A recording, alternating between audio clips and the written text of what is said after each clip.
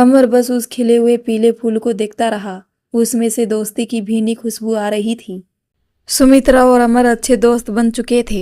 वक्त गुजरता गया और देखते ही देखते 6 महीने गुजर गए। इन 6 महीनों में काफी कुछ बदला। बस नहीं बदला तो अमर और सुमित्रा के बच्चों का मन। अमर इस उम्र में किसी अपने का साथ पाकर खुश था, तो सुमित्रा भी अपने दुख सुख अमर से बांट लिया करती थी।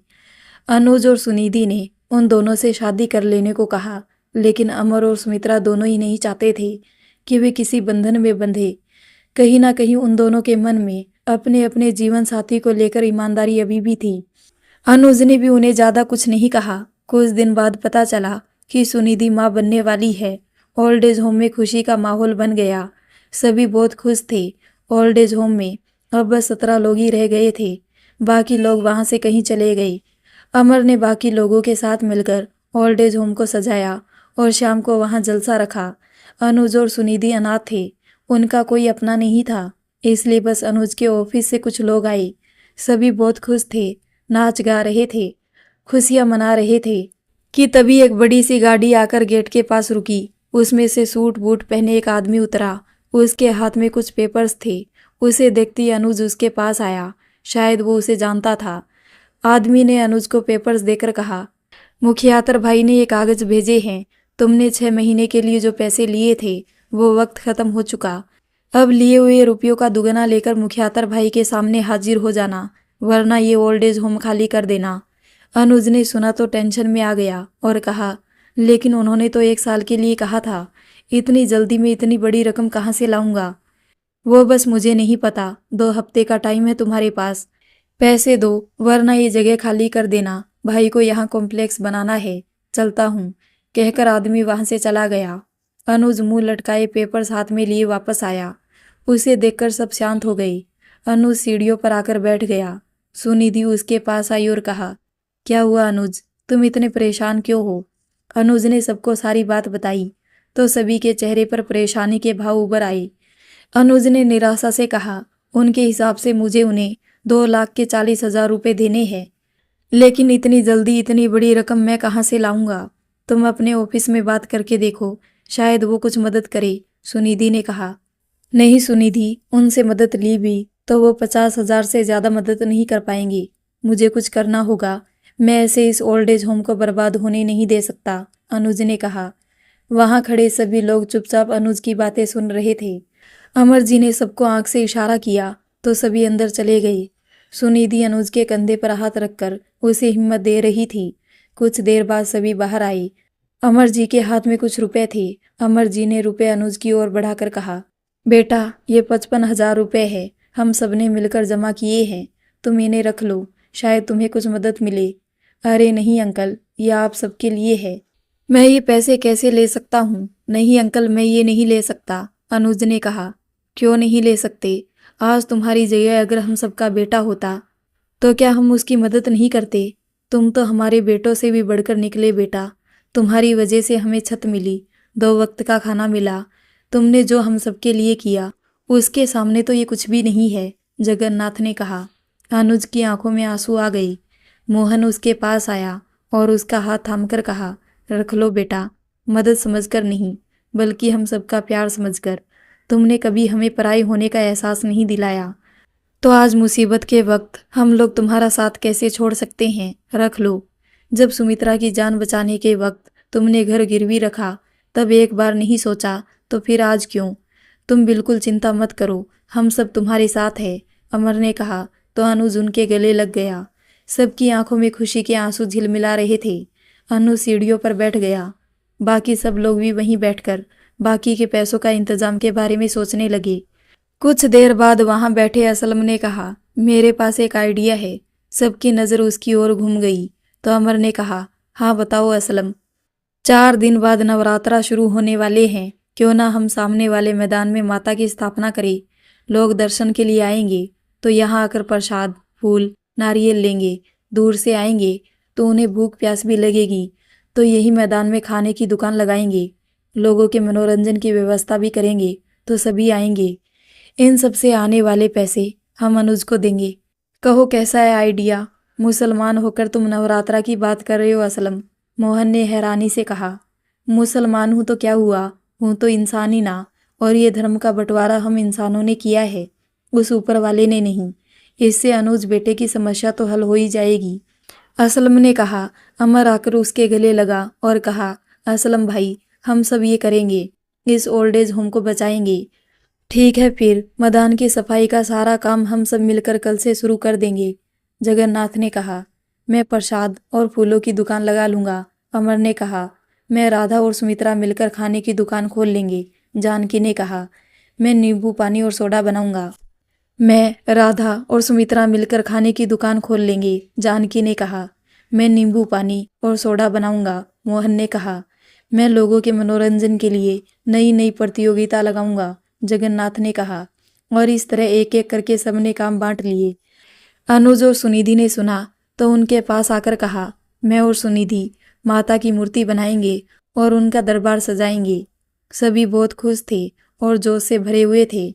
इसके बाद सबने साथ बैठकर खाना खाया और अगले दिन की प्रतीक्षा में सो गए। सुबह जल्दी उठकर सभी कुदाल फावड़ा लेकर सामने वाले मैदान की ओर बढ़ गए। अनुज ने जगह के मालिक से परमिशन ले ली और सभी काम पर लग गए। मैदान में झाड़ू घास फूस ज्यादा था, सबने मिलकर उसे हटाना शुरू किया। काम करते हुए अमर जी की नज़र सामने से आती सुनिधि पर गई। वो उसके पास आई और उसके हाथ से थर्मस लेकर कहा, अरे बिटिया, तुम क्यों चली आई? इस हाल में तुम्हें ये सब काम नहीं करना चाहिए। तुम बस आराम करो और ये वजन तो बिल्कुल नहीं उठाना। आप लोग इतनी मेहनत कर रहे हैं, आपके लिए इतना तो कर ही सकती हूँ ना अंकल। अच्छा, अभी सभी को बुला लीजिए चाय के लिए। सुनिधि ने वहां पड़े पत्थर पर बैठते हुए कहा। अमर ने सबको बुलाया। सभी हंसी खुशी चाय पीने लगे। इधर 6 महीनों में रवि और विकास का धंधा ठप हो गया। अमर के साइन ना करने की वजह से वो कॉन्ट्रैक्ट उन लोगों को नहीं मिला और जो बचा खुचा पैसा था वो भी उन लोगों ने कॉन्ट्रैक्ट में लगा दिया। दोनों भाई परेशान बैठे थे। तभी बड़ी बहू का भाई वहां आया और उनसे बात की। बातों बातों में सारी बातें सामने आई तो बहू के भाई ने कहा, तुम लोगों को बर्बाद करके वो वहां आराम से अपनी जिंदगी जी रहा है, लेकिन हम कर भी क्या सकते हैं? रवि ने कहा। घी जब सीधी उंगली से ना निकले तो उंगली टेढ़ी करनी ही पड़ती है, भाई ने सोचते हुए कहा। मतलब? विकास ने कहा। मतलब ये कि अगर तुम्हें जिंदगी बनानी है तो उसे अपने रास्ते से हटाना होगा, बहू का भाई बोला। दोनों भाई खामोशी से एक दूसरे की ओर देखते रहे। ओल्ड एज होम में सभी लोग मिलजुल कर नवरात्रि की तैयारियों में लगे थे और दूसरी तरफ एक भयंकर साजिश की जा रही थी। रवि और विकास दोनों बड़ी बहू के भाई निवास की बातों में आ गई। निवास के साथ मिलकर वे लोग घर के कागजात बनवाने लगे। नवरात्रि का पहला दिन था। पूरे रीति रिवाजों के साथ माँ की मूर्ति की स्थापना हुई और धूमधाम से पूजा हुई। जैसा कि सबने सोचा था वैसा ही हुआ। आने वाले लोगों ने प्रसाद लिया, दान पत्र में पैसे दिए। असलम के लगाए मनोरंजन वाले स्टॉल पर भी सभी ने टिकट्स खरीदे। भूख लगने पर सभी ने वहां से खरीदकर अपनी पसंद का खाना खाया। वहां एक मेले जैसा आयोजन हो गया था। शाम तक भीड़ वैसी ही रही और रात की माँ की पूजा अर्चना के बाद सभी ओल्ड एज होम में लौट आए। 2 लोग वहीं माँ के दरबार में सो गए। सभी बरामदे में बैठकर सुस्ता रहे थे। सुबह से अब उन्हें आराम मिला था। अमर ने पानी पीकर मुंह पोंछते हुए कहा, अगर भीड़ ऐसी ही रही तो हम जल्दी बाकी के पैसे जमा कर लेंगे। हाँ अंकल, आप सबने आज बहुत मेहनत की है। आप लोगों का ये एहसान मैं कभी नहीं भूलूंगा। अनुज ने हाथ जोड़ते हुए कहा। कैसी बातें कर रहे हो बेटा, हम लोगों ने कोई एहसान नहीं किया है। सुनिधि हमारी बेटी जैसी है और बेटी की गोद भराई का सामान उसके पियर से आता है। बस यही समझ के उन्हें रख लो। मोहन ने सारे पैसे अनुज को थमाते हुए कहा। अनुज ने पैसे रख दिए और नौकर से सबके लिए खाना लगाने को कहा। खाने के बाद सभी सोने चले गए, लेकिन अमर बाहर बरामदे में सीढ़ियों पर बैठा था। सुमित्रा ने देखा तो उसके पास चली आई और कुछ दूर बैठकर कहा, क्या बात है, तुम सोए नहीं? नींद नहीं आ रही थी। अनुज और सुनिधि के लिए हम सब जितना करें उतना कम होगा सुमी। इन बच्चों ने हमें बिना किसी स्वार्थ के सब कुछ दिया है, अमर ने कहा। तुम चिंता मत करो, यहाँ आओ, सुम्मी ने सीढ़ियों पर पैर सीधे करके कहा। अमर ने उसकी ओर देखा तो सुम्मी ने उसे अपनी गोद में सिर रखने को कहा। अमर झिझका तो सुम्मी ने कहा, तुम कहते थे ना अमर, हर प्रेमिका में एक माँ छुपी होती है। इस वक्त एक माँ तुम्हें बुला रही है, प्रेमिका नहीं। सुम्मी की बात सुनकर अमर ने अपना सिर उसकी गोद में रख दिया। सुम्मी उसका सिर सहलाने लगी। एक सुखद अनुभूति, वैसी ही जैसी वो बचपन में अपनी माँ के गोद में सिर रखकर महसूस किया करता था। अमर कुछ देर शांत रहा, फिर कहने लगा, अपने वक्त में तुम एक बहुत अच्छी माँ रही होगी सुम्मी। वो बच्चे बदनसीब होंगे जो तुम्हारा निस्वार्थ प्रेम नहीं देख पाए। बीती बातों को याद करके सिर्फ खुद को तकलीफ पहुंचाई जा सकती है अमर। माँ बाप हमेशा बच्चों के लिए जीते हैं, उनका भार अपने कंधों पर उठा लेते हैं, लेकिन जैसे जैसे बच्चे बड़े होते हैं माँ बाप उनके लिए बोझ बन जाते हैं। ये ओल्ड एज होम उन्हीं बोझ का उदाहरण है, सुम्मी ने कहा। लेकिन वो ये भूल जाते हैं कि एक उम्र के बाद उन्हें भी उम्र दराज होना है, और तब ये सोचकर डर लगता है कि कहीं उनके बच्चे उनके साथ ऐसा ना करें, अमर ने कहा। सुम्मी खामोशी से उसके बालों में उंगलियां फेरती रही। कुछ देर की खामोशी के बाद अमर ने कहा, लेकिन मैं खुश हूँ सुम्मी कि मैं यहाँ आया और मरने से पहले तुमसे।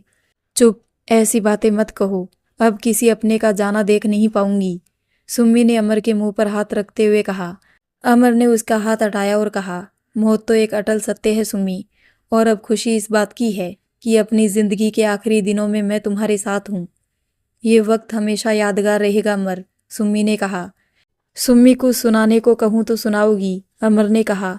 सुम्मी मुस्कुराने लगी और कहा, इस उम्र में कहाँ ये सब, सुनाओ ना, शायद उससे नींद आ जाए, अमर ने कहा। सुम्मी गुनगुनाने लगी, तुम हो तो कह दो आज की रात चांद डूबेगा नहीं, रात को रोक लो, तुम जो कह दो तो आज की रात चांद डूबेगा नहीं, रात को रोक लो। आज की रात है और जिंदगी बाकी तो नहीं, तेरे बिना जिंदगी से कोई शिकवा नहीं, शिकवा नहीं, शिकवा नहीं। कुछ ही देर में अमर को नींद आ गई। सुम्मी ने भी खंबे से सिर लगा लिया और अमर के बालों में उंगली घुमाती रही। चांद की रात के सन्नाटे में दोनों वहीं सीढ़ियों पर सो रहे थे।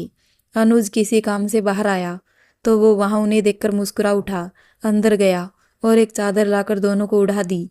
पीछे खड़ी सुनिधि सब देख रही थी। अनुज उसके पास आया तो उसने कहा, क्या ये दोनों हमेशा के लिए साथ नहीं रह सकते? एक दूसरे का साथ पाकर इनके चेहरे पर जो सुकून है वो आज तक किसी के चेहरे पर नहीं देखा मैंने। दोनों एक दूसरे से बिल्कुल अलग है लेकिन एक दूसरे के साथ है। तुम सही कहती हो सुनिधि, बस इन दोनों को किसी की नजर ना लगे, अनुज ने कहा तो सुनिधि उसके सीने से लगी मुस्कुराती हुई उन दोनों को देखने लगी। अमर की सुबह नींद खुली तो खुद को बरामदे में पाया। बगल में ही सुम्मी खंबे से सिर लगाए सो रही थी। अमर ने उसे उठाया और अंदर जाने को कहा। नहा धोकर सभी पंडाल में पहुंचे और फिर अपने अपने कामों में लग गए। आज दूसरा दिन था और भीड़ भी पहले दिन से ज्यादा थी। दोपहर तक सभी अपने अपने कामों में लगे रहे। दोपहर बाद सबने खाना खाया सिवाय अमर और सुम्मी के। अमर हिसाब किताब में लगा हुआ था।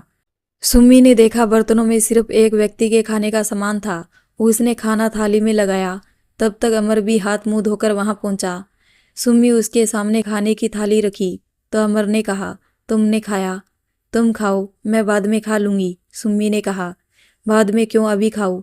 जाओ अपने लिए भी थाली ले आओ, अमर ने निवाला तोड़कर कहा। वो आज खाना कम बना था, सुम्मी ने कहा, और तुमने सारा मेरी थाली में परोस दिया। अमर के हाथ से निवाला छूट गया। मुझे अभी भूख नहीं है, अमर तुम खाओ, सुम्मी ने सामने बैठते हुए कहा। अमर ने पास पड़ी खाली थाली में अपनी थाली से आधे चावल निकाले। 4 रोटियों में से 2 सुम्मी के लिए रखी। दाल और सब्जी को भी आधा आधा करके दूसरी थाली में परोस दिया। थाली सुम्मी की ओर खिसकाकर कहा, जब एक दूसरे का दर्द बांट सकते हैं तो फिर खाना क्यों नहीं, खाओ। सुम्मी की आंखों में आंसू भर आए, लेकिन ये आंसू खुशी के आंसू थे। दोनों ने खाना खाया और फिर अपने अपने कामों में लग गए। दिन गुजरते जा रहे थे और रुपए भी जमा हो रहे थे। सभी बहुत खुश थे। इन कुछ दिनों में सुम्मी और अमर एक दूसरे का ख्याल रखते रखते और करीब आ चुके थे। अपने अतीत को लेकर अब उनके मन में कोई दर्द नहीं था, बल्कि वो आने वाले वक्त की खुशियां देख रहे थे। नवरात्रे की आखिरी रात थी। पूजा समाप्ति के बाद खाली पंडाल में बैठे अमर और बाकी सब सुस्ता रहे थे। अनुज और सुनिधि भी वहीं थे। सभी खुश थे और एक सुकून सबके चेहरे पर मौजूद था। नवरात्रि समापन के बाद अनुज ने पैसे जोड़े तो वो उनकी सोच से भी ज्यादा थे। अनुज ने जो लोन लिया था उसकी दुगनी रकम चुकाने के बाद भी उसके पास 1.5 लाख बचे थे, जिनमें से उसने ओल्ड एज बुजुर्गों से लिए। सभी लोगों के पैसे वापस कर दिए। अमर को उसके जमा पैसे 4500 रुपये मिले थे।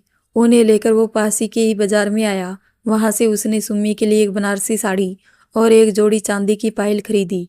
शाम को घर आया तो बहुत खुश था, क्योंकि कुछ दिन बाद ही सुम्मी का जन्मदिन था और अमर ये उसे तोहफे में देना चाहता था। 2 दिन बाद अनुज ने सबको इकट्ठा किया और कहा, इस ओल्ड एज होम को बने 5 साल हो चुके हैं और इसी खुशी में कल एक छोटा सा प्रोग्राम है, जिसके मुख्य अतिथि होंगे अमर अंकल और सुमित्रा जी। सभी खुशी से तालियां बजाने लगे। अमर को याद आया, कल तो सुम्मी का जन्मदिन भी है। वो बहुत खुश हुआ। अनुज ने ओल्ड एज होम में रहने वाले सभी लोगों के घर पर फोन किया और कल के प्रोग्राम में आने को कहा। रवि और विकास को न्योता मिला। तब बड़ी बहू का भाई भी वही था। उसने खुशी से कहा, यही सबसे अच्छा मौका है, कल चलो वहाँ और ख़त्म कर दो इस कहानी को। भैया कुछ होगा तो नहीं ना, कहीं ये दोनों फंस जाए। बहन ने कहा, फंसेंगे तब ना जब वो बुढ़ा जिंदा रहेगा। कल का दिन उसकी जिंदगी का आखिरी दिन होगा। उसने अपने नापाक इरादों को भांपते हुए कहा। अगले दिन ओल्ड एज होम में प्रोग्राम की सारी व्यवस्थाएं हो चुकी थी। अमर ने सुम्मी को तोहफा दिया। सुम्मी ने वो साड़ी पहन ली। सभी लोगों के घर वाले आ रहे थे। उन्हें देखकर सुम्मी ने अमर से कहा, मुझे नहीं लगता मेरी बेटी और बेटा आ जाएंगे। मैं चलकर अंदर की व्यवस्था देख लेती हूँ, तुम रुको, शायद तुम्हारे बच्चे आ जाए। सुम्मी वहां से चली गई। अमर को उसके लिए बहुत दुख हो रहा था। कुछ देर बाद एक गाड़ी आकर रुकी। उसमें से रवि विकास अपनी अपनी पत्नियों के साथ नीचे उतरे। तीनों बच्चे भी साथ थे। गाड़ी से उतरते ही तीनों दादाजी कहते अमर की ओर दौड़े। अमर भी उनसे लिपट गया और उन्हें गले लगा लिया। दोनों बेटे और बहू अमर के सामने आए। अमर ने उन्हें देखा और जाने लगा तो विकास ने कहा, हम सबको माफ़ कर दीजिए पापा। मैं जानता हूँ हम में से कोई भी आपकी माफ़ी के लायक तो नहीं है, लेकिन फिर भी हम सब अपने किए के लिए शर्मिंदा है। क्या फिर से कोई नया ड्रामा है ये? अमर ने कहा, नहीं पापा, इस बार कोई ड्रामा नहीं है। हमारी आंखें खुल चुकी है। हमने आपको बहुत दुख दिए, बेइज्जत किया, लेकिन बदले में आपने हमेशा हम सबको प्यार दिया। बस इसी ने हम सबका दिल पिघला दिया। हमें माफ़ कर दो पापा। रवि ने अमर के हाथों को पकड़कर कहा, हाँ पापा जी, हम सबको माफ़ कर दीजिए। दोनों बहुओं ने अमर के पैरों में गिरते हुए कहा, अरे अरे, ये क्या कर रही हो तुम दोनों? घर की लक्ष्मी ऐसे पैरों में? ना बेटी, तुम्हें अपनी गलतियों का एहसास हुआ, वही काफ़ी है। मैंने तुम सबको माफ़ किया। आओ अंदर चलते हैं। अमर ने दोनों बहुओं को उठाते हुए कहा, पापा ये लो। विकास ने डिब्बा अमर की ओर बढ़ाकर कहा, ये क्या है? अमर ने कहा, आपको माँ के हाथ की बनी खीर बहुत पसंद है ना? माँ तो अब नहीं रही, इसलिए हम चारों ने मिलकर इसे आपके लिए बनाया है, विकास ने कहा। अमर ने सुना तो उसकी आंखों में आंसू भर आई। उसने सोचा भी नहीं था बच्चे इतने बदल जाएंगे। उन्होंने मुस्कुराते हुए डिब्बा लिया और खोलकर सूंघते हुए कहा, खुशबू तो बहुत अच्छी आ रही है। तुम सब अंदर हॉल में चलो, मैं आता हूँ। सभी अंदर चले गए। अमर जी खीर का डिब्बा लेकर ऑफिस की ओर आया और सुम्मी के पास आकर उसे अपने साथ बाहर बरामदे में ले आया। क्या बात है अमर? सुम्मी ने कहा। मेरे बच्चे मुझसे मिलने आए हैं सुम्मी, और उन्होंने अपने किए के लिए मुझसे माफ़ी भी मांगी है। और ये देखो, मेरे लिए अपने हाथों से बनाकर ये खीर भी लाए हैं। अमर ने खुशी से भरकर कहा। मुझे तो कुछ गड़बड़ लग रही है अमर, सुम्मी ने सोचते हुए कहा। कैसी गड़बड़? अमर ने कहा। इस तरह अचानक उनका अच्छा बन जाना मेरे मन में शक पैदा कर रहा है अमर। अगर उन्हें अपनी गलती का एहसास होता तो आज तुम यहाँ नहीं होते, सुमित्रा ने कहा। कैसी बातें कर रही हो सुम्मी? बच्चे सच में बदल चुके हैं। देखो मेरे लिए खीर लाए हैं, अमर ने कहा। जरूर उन लोगों ने इस खीर में कुछ ना कुछ मिलाया है, सुम्मी ने कहा। बस सुम्मी, बहुत हो गया। तुम उन पे शक करती जा रही हो। कोई बच्चा भला अपने पिता के साथ इतना घिनौना काम क्यों करेगा? अमर ने गुस्से से कहा। मैं सच कह रही हूँ अमर, जैसा उन्होंने बर्ताव किया है उसे देखते हुए मैं उन पर भरोसा नहीं कर सकती। आज से पहले तो वो लोग कभी कुछ नहीं लेकर आए, फिर आज अचानक, सुम्मी ने कहा। मुझे अपने बच्चों पर भरोसा है, अमर ने कहा। अमर की बात सुनकर सुम्मी ने उसके हाथ से खीर का डब्बा लिया और कहा, अगर ऐसा ही है तो फिर इसे मैं ही खा लेती हूँ। अगर तुम्हारे बच्चे सच्चे हुए तो मुझे कुछ नहीं होगा। ये क्या पागलपन है सुम्मी? अमर ने उसे रोकना चाहा, लेकिन तब तक सुम्मी खीर के डब्बे को मुंह से लगा चुकी थी। उसने आधी खीर खाई और बाकी डिब्बा फेंक दिया ताकि अमर ना खा सके। उसकी आंखों में नमी उतर आई तो अमर ने उसके चेहरे को अपने हाथों में लेकर कहा, बच्चे सच में बदल चुके हैं सुमी। सुमी ने अमर की आंखों में देखा और कहा, अगर वो बदल चुके हैं तो मुझे तुमसे हारने का जरा भी दुख नहीं होगा अमर। अमर सुमी को वहां छोड़कर अंदर चला गया और सुमी की नज़र जमीन पर बिखरी खीर पर चली गई। सभी मुख्य हॉल में अपने अपने परिवारों के साथ बैठे थे। अनुज ने स्टेज पर आकर सबका अभिवादन किया। सुमित्रा और अमर मुख्य अतिथि थे, इसलिए वही कुछ लोगों के साथ स्टेज पर बैठे थे। अमर के घर वाले बिल्कुल सामने बैठे थे और मुस्कुरा रहे थे। अनुज ने वर्षगांठ पर लेकर सबसे बातें की और फिर अमर से कहा, अंकल मैं चाहता हूँ आज आप हम सबसे कुछ शब्द कहे।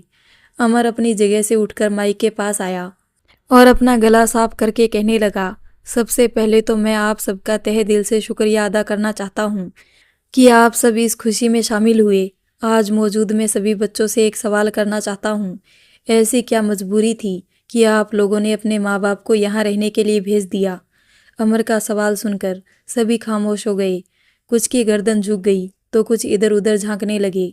ये सब देखकर अमर ने कहा, शायद इसका जवाब आपके पास नहीं होगा। एक दंपति की जिंदगी का सबसे खूबसूरत पल वो होता है जब उसके जीवन में एक संतान आती है। बड़े नाजों से वो दंपति उसे पालता है, पोसता है, उसकी हर ख्वाहिश पूरी करता है, खुद भूखा रहकर अपने बच्चों को खिलाता है। एक पिता दिन रात कड़ी मेहनत करता है ताकि उसके बच्चे सुख से रह सके, उन्हें अच्छी शिक्षा दिलाता है। बच्चे बड़े होते हैं तो उनके जिम्मेदार बनने में माँ बाप मदद करते हैं, उसकी शादी करा देते हैं और सोचते हैं कि हम अपनी जिम्मेदारियों से मुक्त हुए, अब अपने लिए जिएंगे। लेकिन वही बच्चे जिनके लिए उन्होंने इतना कष्ट उठाया, उन्हें ऐसी जगह पर भेज देते हैं।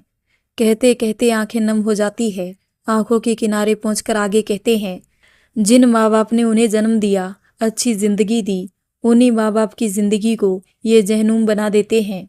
माँ बाप अपने बच्चों से कुछ नहीं मांगते, हमेशा यही चाहते हैं कि उनके बच्चे खुश रहे, आबाद रहे। लेकिन वही बच्चे ये भूल जाते हैं कि एक दिन उन्हें भी माँ बाप बनना है और इसी दौर से गुजरना है।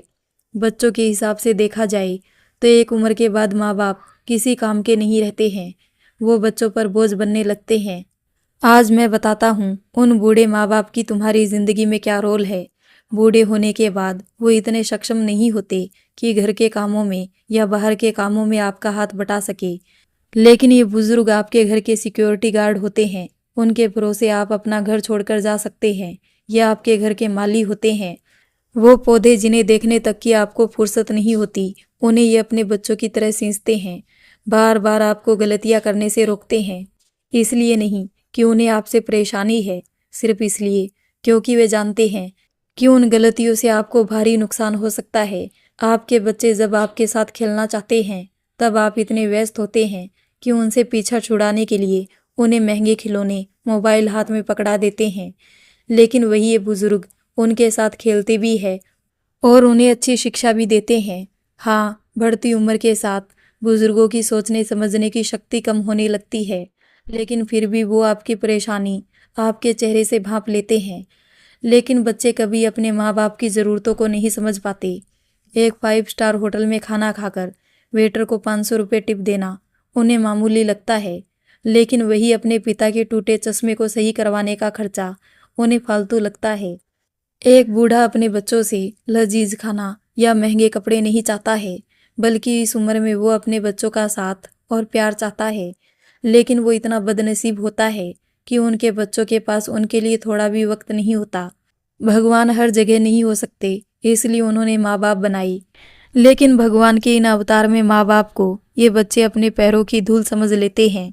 बचपन में जब तुम चलते चलते लड़खड़ाते थे तो पिता तुम्हारी उंगली थामकर तुम्हें सहारा देते थे। फिर आज जब बुढ़ापे में उनके कदम लड़खड़ाते हैं तो उनका हाथ पकड़कर उन्हें सहारा देने की बजाय उन्हें घर से निकाल देते हैं। बचपन में जहाँ माँ बाप ने मेहनत करके तुम्हें अच्छा खाना और अच्छा सामान दिया, तो फिर आज उन्हीं माँ बाप के लिए तुम्हारे पास 2 वक्त का खाना और एक जोड़ी कपड़ा क्यों नहीं है। माफ़ करना भावनाओं में बह गया, लेकिन मैं आज खुश हूँ कि मेरे बच्चे यहाँ हैं। अपनी गलतियों का इन्हें एहसास हुआ और ये आज यहाँ चले आए। मैंने फैसला किया है कि मैं इन्हें वो संपत्ति दे दूंगा जिनके ये हकदार है। एक पिता होने के नाते मैं इनके लिए सब करना चाहता हूँ, इन्हें हर सुख देना चाहता हूँ। इनके प्यार के सामने वो कागज के टुकड़े कुछ भी नहीं। कहकर अमर रुक गया। सामने बैठे उसके बेटों ने ये बात सुनी तो उनका दिल बैठ गया। रवि ने फुसफुसाते हुए कहा, ये हमने क्या कर दिया भैया? पापा हम सबसे कितना प्यार करते हैं और हमने उनके साथ ये सब किया। हमसे बहुत बड़ी गलती हो गई भैया, बहुत बड़ी गलती हो गई। विकास की आंखों से आंसू बहने लगे। अमर जी ने आगे कहना शुरू किया, अंत में मैं अनुज और सुनिधि जी का शुक्रिया अदा करता हूँ, जिन्होंने हम सबको ये छत दी, जीने की वजह दी। सामने बैठे बच्चों से कहना चाहूँगा कि माँ बाप कभी बोझ नहीं होते हैं। इनके प्यार और साथ से आपकी जिंदगियाँ खुशियों से भर जाएगी। बस ज़रूरत है इन्हें समझने की। किसी को मेरी बातों से ठेस पहुंची हो तो माफ़ी चाहता हूँ। अमर जी ने हाथ जोड़े और अपनी कुर्सी की ओर बढ़ गया। वहाँ सामने बैठे सभी बुजुर्गों की आंखें नम थी और बच्चों के सिर शर्म से झुके हुए थे। उन सबको अपने किए का बहुत पछतावा था। प्रोग्राम खत्म होने के बाद सभी खाना खाने लगे। आज सभी बच्चे अपने अपने पेरेंट्स के साथ थे, उन्हें अपने हाथों से खिला रहे थे। कोई आंखों में आंसू लिए अपने किए की माफ़ी मांग रहा था तो कोई गले लग गिले शिकवे भुला रहा था। खाने के बाद वहाँ आए सभी बच्चों ने अनुज से बात की और अपने अपने माँ बाप को घर ले जाने लगे। अमर जी ये देखकर बहुत खुश थे। अनुज और सुनिधि भी बहुत खुश थे। सभी एक एक करके जा रहे थे। अमर बरामदे में खड़ा था। तभी उनके दोनों बेटे और बहू वहाँ आए। विकास ने कहा, पापा वो खीर। माफ़ करना बेटा, इतने प्यार से तुम लोग मेरे लिए खीर लेकर आए और मैं उसे खा नहीं पाया, अमर ने कहा। विकास और रवि ने चैन की सांस ली और अमर का हाथ पकड़कर कहा, हम लोगों को माफ़ कर दो पापा, हम सब ने आप लोगों का बहुत दिल दुखाया है। चलिए पापा, घर चलिए, वो घर जो आपका अपना है। हमें आप चाहिए, वो घर नहीं। हाँ पापा, भैया सही कह रहे हैं। आज आपकी बातों ने हम सबकी आंखें खोल दी। चलिए पापा, घर चलते हैं, रवि ने कहा। बेटों का प्यार देखकर अमर की आंखें भर आई। उसने कुछ दूर खड़ी सुम्मी को आवाज लगाकर अपने पास बुलाया और कहा, देखा सुम्मी, मैंने कहा था ना, मेरे बच्चे बदल गए हैं। ये मुझे घर ले जाना चाहते हैं। मैं बहुत खुश हूँ सुम्मी, तुम खामखा इन पर शक कर रही थी।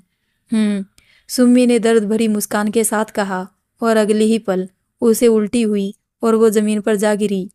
उसके मुंह से खून निकला देखकर अमर हक्का बक्का रह गया। सुम्मी की बिगड़ती हालत देखकर अमर जी उसे हॉस्पिटल लेकर आया। उनके पीछे पीछे अनुज, सुनिधि और उनके बच्चे भी चले आए।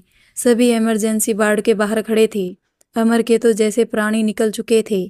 एक जिंदगी में उसे कितनी मुश्किलें देखने को मिल रही थी। डॉक्टर सुम्मी की जान बचाने में लगे थे। कुछ देर बाद डॉक्टर बाहर आया और अमर जी से कहा, किसी ने उनके खाने में जहर मिलाया था। उनकी हालत अभी बहुत खराब है। डॉक्टर कोशिश कर रहे हैं, बाकी सब ऊपर वाले के हाथ में है। सुनकर अमर की हिम्मत टूट गई और उसने मरे हुए स्वर में कहा, जहर? हाँ जहर, लेकिन उनके खाने में जहर कहाँ से आया? वैसे पुलिस केस बनता है, आप चाहे तो कंप्लेंट कर सकते हैं, डॉक्टर ने कहा। कैसे भी करके उन्हें बचा लीजिए डॉक्टर, अनुज ने कहा। हम पूरी कोशिश कर रहे हैं, कहते हुए डॉक्टर वापस अंदर चला गया। अमर के शरीर में तो जैसे जान ही नहीं रही थी। वो सुन पड़ गया था। विकास और रवि अपनी अपनी पत्नियों के साथ वहीं खड़े थे। डॉक्टर की बात सुनकर विकास अमर के पास आया और कहा, पापा, खीर में जहर था? अमर ने सवाल किया। पापा, मैं आपको सब सच बताता हूँ, विकास ने हकलाते हुए कहा। खीर में जहर था या नहीं? अमर ने सख्ती से कहा। आई एम सॉरी पापा, हम लोग बहक गए थे।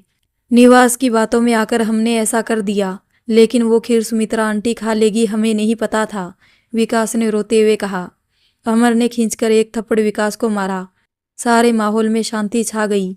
अमर जी ने दर्द भरकर कहा, शर्म आती है मुझे तुम लोगों को अपना बेटा कहते हुए।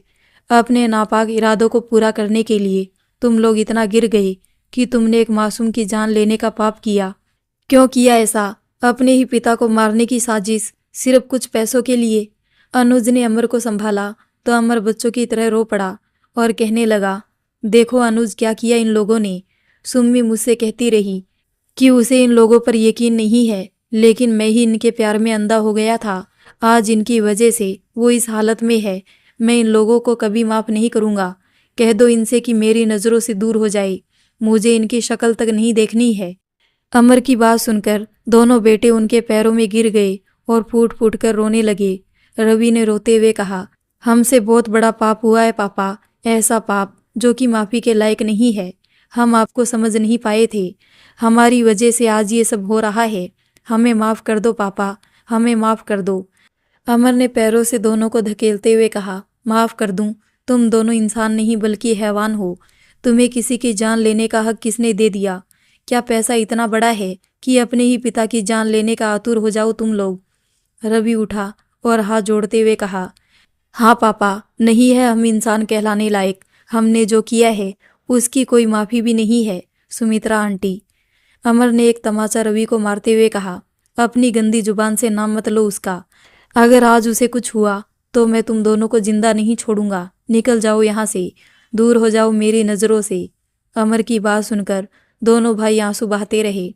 पश्चाताप की आग में दोनों सुलग रहे थे। जब तक उन्हें अपने पिता का प्यार समझ आया तब तक बहुत देर हो चुकी थी। दोनों को खामोश देखकर उनकी पत्नियां उनके पास आई और बड़ी बहू ने विकास से कहा, चलो यहाँ से, या और बेइज्जती करवानी बाकी है। बड़ी बहू को देखकर छोटी ने कहा, मरती है तो मर जाए हमारी बला से, हमें क्या, चलो यहाँ से। बहुत सुन ली इनकी बकवास। रवि और विकास ने एक दूसरे की ओर देखा और फिर दोनों ने अपनी अपनी पत्नियों को थप्पड़ जड़ दिया। दोनों ये देखकर अवाक रह गई और विकास ने बड़ी बहू से कहा, खबरदार जो एक और शब्द अपने मुंह से निकाला। बकवास ये नहीं बल्कि तुम दोनों कर रही हो। काश ये हाथ बहुत पहले उठा देते तो आज हम लोगों को ये दिन नहीं देखना पड़ता। देवता जैसे मेरे पिता के लिए हमारे मन में जहर घोलने वाली तुम लोग थी। कहते हुए रवि ने जैसे ही दोबारा मारने के लिए हाथ उठाया तो अनुज ने आकर रोक लिया और कहा, औरतों पर हाथ उठाना कहाँ की मर्दानगी है? ये औरत नहीं है, औरत के नाम पर कलंक है। इनकी बातों में आकर हम भाइयों ने अपने पिता को इतने दुख दिए, दर्द दिए, और ये आज भी इन्हें कोस रही है। रवि ने कहा, लेकिन इनसे ज्यादा कसूर तो तुम दोनों का है। इनके लिए तुम्हारे पिता ससुर थे, लेकिन तुम्हारे तो पिता थे ना, फिर तुम लोगों ने अपने मन में इतनी नफरत क्यों बना ली? सुनिधि ने कहा। रवि और विकास दोनों ही चुपचाप सुनते रहे। उनमें एक भी शब्द बोलने की हिम्मत नहीं बची थी। अंदर ही अंदर उनका जुर्म उन्हें कुरेद रहा था। ये सब देखकर अमर जी को अपने सीने में हल्का सा दर्द महसूस हुआ और वो हाँफते हुए बेंच पर बैठ गए। दोनों भाई उन्हें संभालने जैसी आगे बढ़े। अमर जी ने हाथ आगे करके उन्हें रोक दिया। सुनिधि ने उन्हें बोतल से पानी पिलाया और अपनी बुझी सी आवाज में वे कहने लगे, ये दोनों मेरे बच्चे नहीं है, फिर भी इन दोनों ने मुझे हमेशा पिता का दर्जा दिया। बिना किसी शिकायत के इन्होंने हम सबकी मन से सेवा की, लेकिन तुम सब मेरे अपने होते हुए भी मेरे दुश्मन निकले। जाओ, चले जाओ यहाँ से, मैं किसी से कुछ नहीं कहूँगा। जानते हो क्यों? क्योंकि मैं नहीं चाहता कि दुनिया वालों को अपनी औलाद से भरोसा उठ जाए। जाओ, खुश रहो, आज से तुम्हारा पिता तुम सबके लिए मर चुका है। अमर जी की बातें सुनकर चारों वहां से मुंह लटकाए चले गए। अमर जी की आंखों से आंसू बह निकले। अनुज और सुनिधि उनके सामने आ बैठे और उनके हाथों को अपने हाथ में लेकर कहने लगे, फिक्र मत कीजिए अंकल, उन्हें कुछ नहीं होगा। ऊपर वाला भी कैसे कैसे खेल दिखाता है अनुज। मेरे ही बच्चे ने आज मुझे इस जगह लाकर खड़ा कर दिया। अमर ने रोते हुए कहा, आप अकेले नहीं अंकल, मैं आपके साथ हूँ। सुनिधि आपके साथ है और हमारी सुम्मी आंटी वो भी आपके साथ है, अनुज ने कहा। दोनों वहीं अमर के साथ बैठे रहे। शाम होने को आई, लेकिन सुम्मी की हालत में कोई सुधार नहीं हुआ। कुछ देर बाद डॉक्टर ने आकर कहा कि सुम्मी खतरे से बाहर है। सबकी जान में जान आई। सुनिधि ने अनुज से चाय लाने को कहा। दोपहर से अमर ने कुछ खाया पिया नहीं था। अनुज चाय ले आया। सुनिधि के जिद करने पर अमर ने 2 घूंट चाय पी और फिर अनुज से कहा, बेटा तुम और सुनिधि अब घर जाओ, दोपहर से यहीं हो, थक गए होंगे, घर जाकर आराम करो। और फिर सुनिधि बिटिया का भी तो इस हाल में यहाँ रहना ठीक नहीं है। जाओ तुम दोनों घर जाओ, सुम्मी का ख्याल रखने के लिए मैं हूँ यहाँ। ठीक है अंकल, किसी भी चीज़ की ज़रूरत हो तो आप मुझे फ़ोन कर देना, मैं तुरंत आ जाऊँगा। ये मेरा फ़ोन रखिए आप, अनुज ने अपना दूसरा छोटा फ़ोन देकर कहा। रात में मैं और अनुज आपके लिए खाना लेकर आ रहे हैं, अपना ख्याल रखिएगा, सुनिधि ने कहा। अरे नहीं बेटा, मुझे भूख नहीं है, अमर ने कहा। वो बस मैं जानूं, आप आंटी का ख्याल रखिएगा, हम लोग आते हैं, सुनिधि ने कहा। अमर ने सुना तो उसकी आंखों में नमी उतर आई और उसने सुनिधि को अपने पास बुलाकर सीने से लगाते हुए कहा, भगवान तुम्हें खुश रखे। तुम दोनों बच्चों पर कभी कोई आंच ना आई। सुनिधि और अनुज मुस्कुराए और अमर से अपना ध्यान रखने को बोलकर चले गए। डॉक्टर से परमिशन लेकर अमर सुम्मी को देखने आईसीयू में आया। सुम्मी बेहोश लेटी थी। उसकी हालत देखकर अमर को बहुत दुख हुआ। वो उसके पास पड़ी कुर्सी पर आकर बैठ गया और सुम्मी का हाथ अपने हाथ में लेकर कहने लगा, मुझे माफ़ कर दो सुम्मी, मैंने तुम्हारी बात का भरोसा नहीं किया। अपने बच्चों को समझने में मुझसे बहुत बड़ी गलती हो गई सुम्मी, गलती हो गई। उन्होंने बहुत बुरा किया। शायद मेरी परवरिश में ही कोई खोट रह गया होगा, जो आज उनके मन में मुझे लेकर इतनी नफरत भर चुकी है। उनकी नफरत ने आज तुम्हें किन हालातों में ला दिया, इसके लिए मैं उन्हें कभी माफ़ नहीं करूँगा सुम्मी, कभी नहीं। जिंदगी में कभी ना हारने वाला अमरनाथ आज अपने बच्चों से हार गया। सुम्मी अपने बच्चों से हार गया। तकलीफ के आंसू अमरनाथ की आंखों से गिरकर सुम्मी का हाथ भिगोने लगी, लेकिन सुम्मी बेसुध पड़ी थी। सुम्मी की हालत में कोई सुधार नहीं था। नर्स के कहने पर अमर बाहर आकर बैठ गया। शाम होने लगी। अमर वहीं बेंच पर बैठे बैठे सो गया। अनुज खाना लेकर आया था। सुनिधि की तबीयत खराब होने से अनुज उसे ओल्ड एज होम में ही छोड़ आया। उसका ख्याल रखने के लिए बस 2 नौकर थे, बाकी सारे लोग अपने अपने घर जा चुके थे। अनुज ने अमर को जगाया और खाना खिलाया। काफ़ी देर तक अनुज उनके साथ बैठा रहा और फिर अमर के कहने पर वापस ओल्ड एज होम में चला आया। अमर वहीं बेंच पर लेट गया। सुबह आँख खुली तो डॉक्टर से सुम्मी के बारे में पूछा।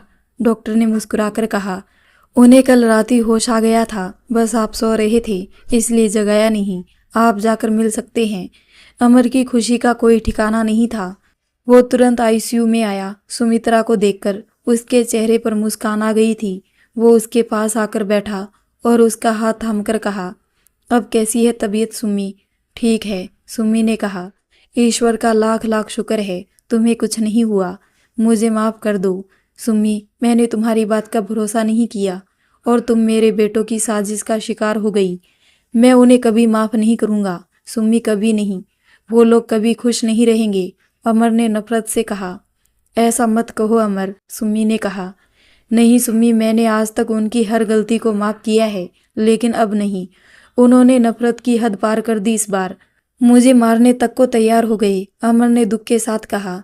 अमर, उन्होंने जो किया उसके लिए उन्हें शायद भगवान भी माफ़ ना करे, लेकिन तुम कर देना। लेकिन माँ बाप की दी बद्दुआ बहुत बुरी होती है, सुम्मी ने कहा। सर, इनकी दवाइयों का टाइम हो गया है, नर्स ने आकर कहा। अमर ने दवाइयों का ट्रे लेकर कहा, मैं दे देता हूँ।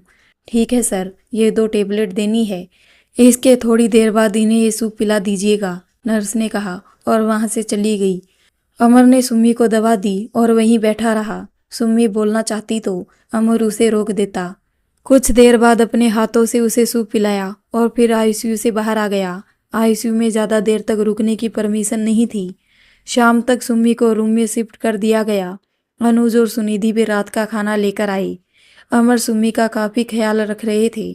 उसे दवा देना, खाना खिलाना, उसका ख्याल रखना, वो सब अकेले ही कर रहा था और ये सब देखकर अनुज और सुनिधि को बहुत अच्छा लग रहा था। 2 दिन बाद सुम्मी को डॉक्टर ने घर जाने की परमिशन दे दी।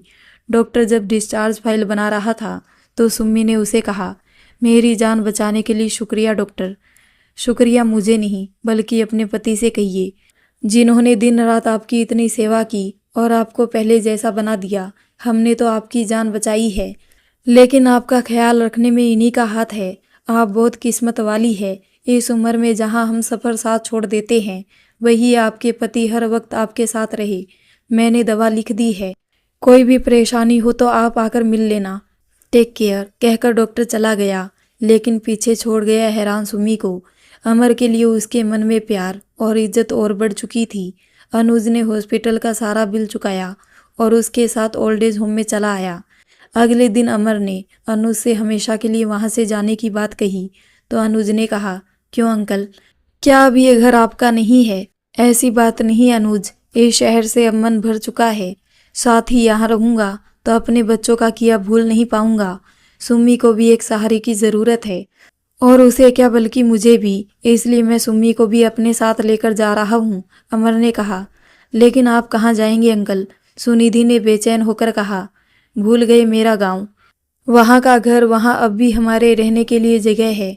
एक बार फिर सब शुरू से शुरू करेंगे, अमर ने मुस्कुराकर कहा।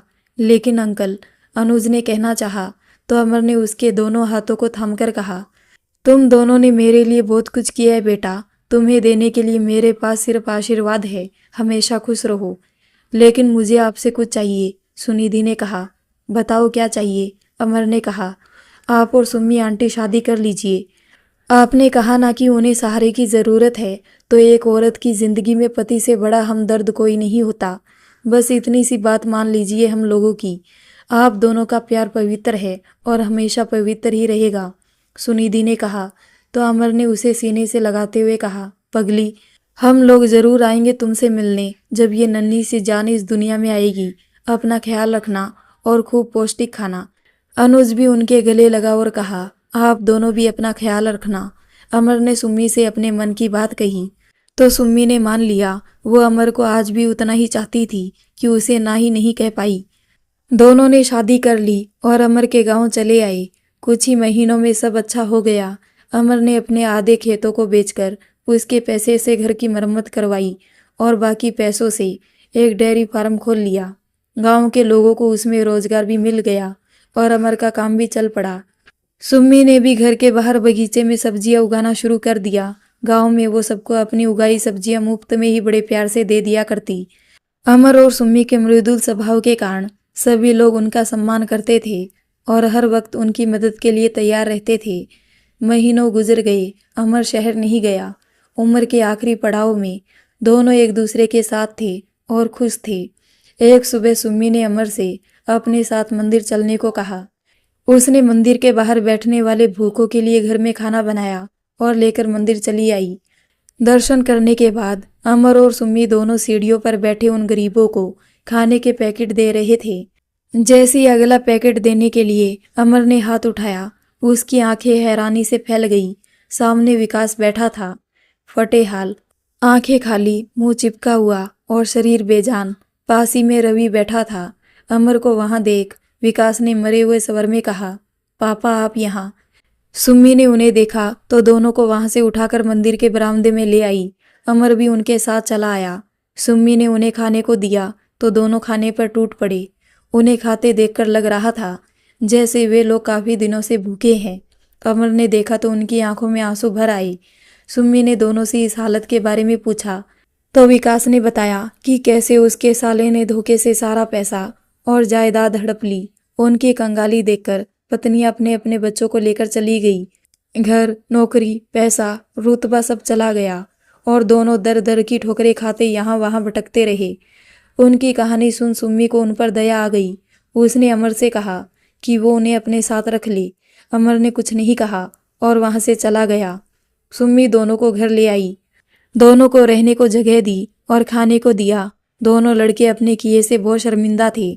उन्होंने अमर के पैर पकड़ लिए और माफी मांगी। अमर का भी दिल पिघल गया। दोनों लड़के वहीं रहकर डेयरी पर काम करने लगे। उनमें आए बदलाव देखकर अमर भी हैरान था। दोनों मेहनत से अपना काम करते, अमर की बातें सुनते, उसकी सेवा करते, बिना अमर की इजाज़त के कुछ नहीं करते।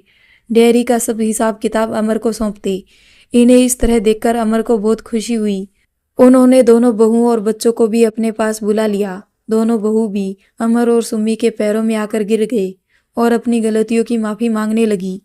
अमर का उजड़ा हुआ घर फिर से बस गया। सभी हंसी खुशी रहने लगे, पर न जाने क्यों अमर को हमेशा एक ही कमी खलती रहती थी।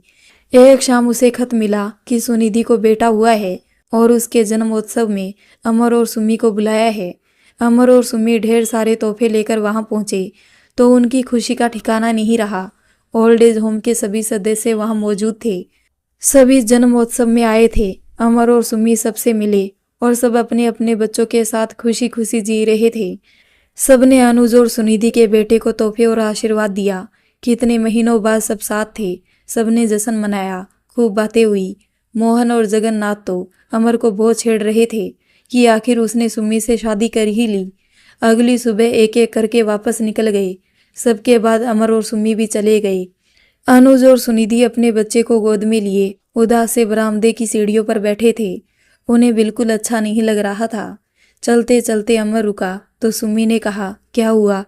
ऐसा लग रहा है जैसे कुछ छूट गया है। हमारी असली खुशी गांव में नहीं, इस ओल्ड एज होम में है सुमी। उन बच्चों के साथ, उन हम उम्र दोस्तों के साथ। आ सुमी, लौट चलते हैं वापस अपनी उसी दुनिया में, अमर ने बेचैन होकर कहा। चलो, सुम्मी ने मुस्कुराते हुए अपना हाथ अमर की ओर बढ़ा दिया और दोनों वापस लौट आए। उन्हें देखते ही अनुज और सुनिधि के चेहरे की मुस्कान लौट आई। अमर और सुम्मी उनके पास चले आए। कुछ देर बाद देखते हैं कि एक एक करके बाकी सभी सदस्य भी लौट आए। अनुज और सुनिधि भी खुश थे और हैरान भी। तुम सब लोग वापस क्यों चले आए? अमर ने कहा। अब हम सब यहीं रहेंगे साथ साथ, जगन्नाथ ने मुस्कुराते हुए कहा। हाँ भाई अमर, क्योंकि जिंदगी का असली सुख अपनों के साथ है, मोहन ने कहा। सभी मुस्कुरा उठे। अनुज गेट के पास आया और ओल्ड एज होम का बोर्ड हटाकर फेंक दिया, क्योंकि ये घर अब घर था, वृद्धाश्रम नहीं। दोस्तों, माँ बाप ईश्वर का दिया सबसे खूबसूरत तोहफा है। उन्हें कभी खुद से दूर ना करे, उनका सम्मान करे, ख्याल रखे और उन्हें ढेर सारा प्यार करे। यकीनन बदले में आपको कई गुना ज़्यादा ही मिलेगा। हमारी इस दुनिया में होने की वजह वही है, इसलिए कभी उनका दिल ना दुखाए। तो दोस्तों, आपको ये कहानी कैसी लगी? अगर अच्छी लगी हो तो वीडियो को लाइक करके जाना और हाइप भी करना ना भूलें। मिलते हैं ऐसी ही एक और नई कहानी के साथ। तब तक के लिए धन्यवाद।